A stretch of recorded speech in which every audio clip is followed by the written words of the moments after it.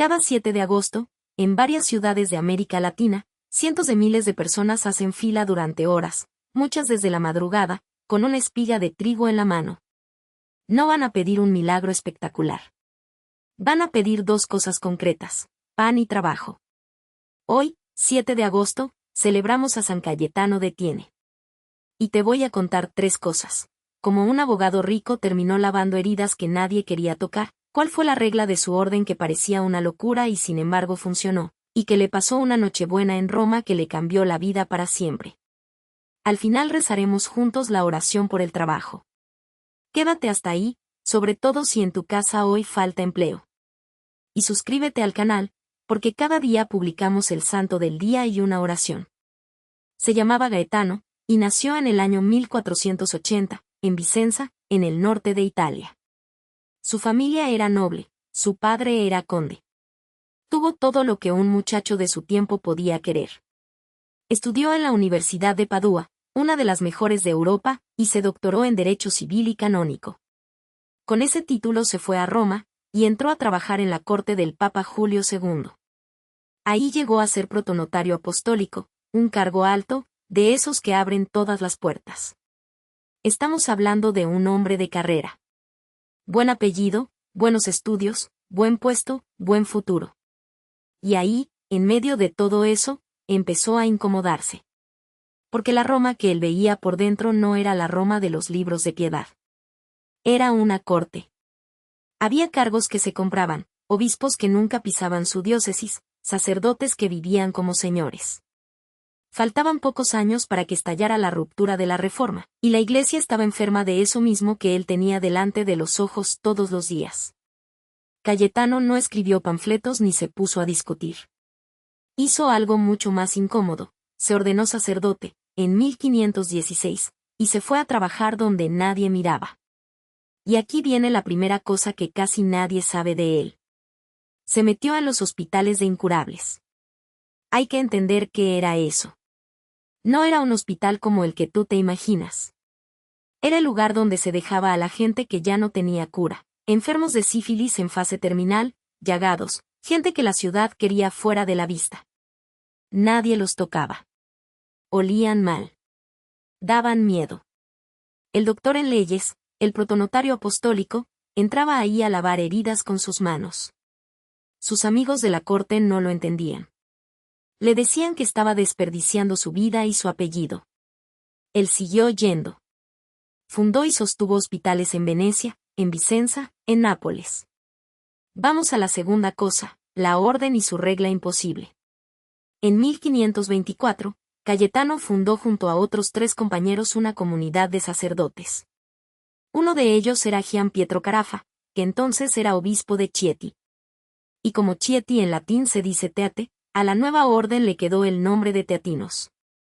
Ese mismo Carafa, años después, llegaría a ser papa con el nombre de Paulo IV. La idea era simple y explosiva: no fundar un convento apartado del mundo, sino formar sacerdotes que vivieran como debía vivir un sacerdote. Pobreza de verdad, oración de verdad, atención a los enfermos y a los pobres de verdad. Reformar la Iglesia empezando por el clero, y empezando por uno mismo. Pero hubo una regla que hasta hoy asombra a quien la escucha por primera vez. Las órdenes mendicantes de aquella época pedían limosna. Salían a la calle con el plato. Eso era normal y digno. Los teatinos, no. Cayetano les prohibió pedir nada. Ni salir a mendigar, ni insinuar, ni hacer colectas. Vivirían exclusivamente de lo que la gente les llevara por su propia iniciativa, sin que ellos abrieran la boca. Piensa en lo que eso significa. Es apostar la comida del día a que Dios va a mover el corazón de alguien, hoy, sin que tú hagas nada para provocarlo. Y hubo días en que no llegó nada. Los testimonios de la época cuentan que pasaron hambre.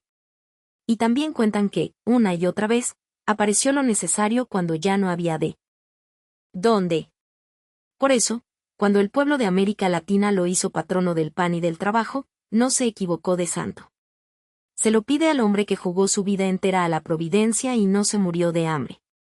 Y esa apuesta se puso a prueba de la peor manera posible. En 1527 ocurrió el saco de Roma. Las tropas imperiales entraron en la ciudad y la saquearon durante días. Fue una de las catástrofes más brutales del siglo. Los teatinos estaban ahí. A Cayetano lo apresaron y lo torturaron, porque los soldados estaban convencidos de que aquella casa tan pobre tenía que estar escondiendo un tesoro en alguna parte. No podían creer que no hubiera nada. Y no había nada. Ese era exactamente el punto. Lo soltaron medio muerto. La comunidad huyó a Venecia, y desde ahí volvió a empezar. Hay otra cosa que Cayetano hizo en Nápoles y que casi nadie cuenta, y que a mí me parece la más moderna de todas. En aquella ciudad, la gente pobre que necesitaba dinero caía en manos de usureros. Pedías prestado para comer y terminabas debiendo el triple, y después perdías lo poco que tenías. Cayetano ayudó a impulsar un monte de piedad, una casa donde el pobre podía dejar una prenda y recibir un préstamo sin intereses abusivos, para no caer en las manos del prestamista. Esa institución creció, y con los siglos se convirtió en uno de los bancos más antiguos del mundo, el Banco de Nápoles. Piénsalo un momento. El santo del pan y del trabajo no se limitó a rezar por los pobres, se metió a arreglarles el crédito. Entendió que el hambre muchas veces no viene de que falte comida, sino de que el sistema está armado contra el que menos tiene. Ahora la tercera cosa, y es la más íntima. La Nochebuena de 1517, Cayetano estaba orando de noche en la Basílica de Santa María la Mayor, en Roma, donde se venera la reliquia del pesebre de Belén. Ahí, cuenta su biografía, tuvo la experiencia que marcó todo lo demás, la Virgen María puso en sus brazos al niño Jesús. Fíjate en la escena, porque explica su vida entera. No le pidieron que hiciera algo grande. Le pusieron a Dios en los brazos, indefenso, para que lo cuidara. Y eso hizo el resto de su vida, cuidar a Dios en los cuerpos que nadie quería tocar. Por eso, en muchísimas imágenes, San Cayetano no aparece solo. Aparece con el niño Jesús en brazos y con una espiga de trigo en la mano. Ahora ya sabes de dónde salen las dos cosas. Murió en Nápoles el 7 de agosto de 1547, a los 67 años, en medio de una ciudad revuelta por conflictos políticos y religiosos que lo hicieron sufrir mucho al final. Fue beatificado en 1629 y canonizado en 1671 por el Papa Clemente X. Y ahora, la devoción entre nosotros, que es lo más impresionante de esta historia. En América Latina, San Cayetano dejó de ser un santo italiano del siglo XVI y se volvió el santo del trabajador. Su fiesta del 7 de agosto es una de las mayores concentraciones populares del continente. En Argentina, en el barrio de Liniers, en Buenos Aires, la fila da vuelta a manzanas enteras y la gente espera toda la noche. En México y en varios países hay parroquias y santuarios donde ese día se bendicen espigas de trigo y herramientas de trabajo. Y el pedido siempre es el mismo, dicho de mil maneras: pan y trabajo. Que no falte el sueldo. Que salga la changa. Que se acomode la cosa este mes. A mí me parece que la razón es que la gente sencilla entendió a este santo mejor que muchos estudiosos. Ella percibió lo esencial: este hombre no le pidió nada a nadie, y comió. Y entonces se le puede pedir con confianza.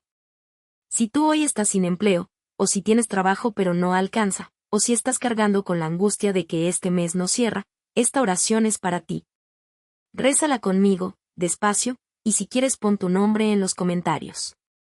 San Cayetano, Padre de la Providencia. Tú que dejaste la seguridad y no te faltó el pan, míranos a nosotros, que sí tenemos miedo. Danos trabajo, Señor, y danos pan.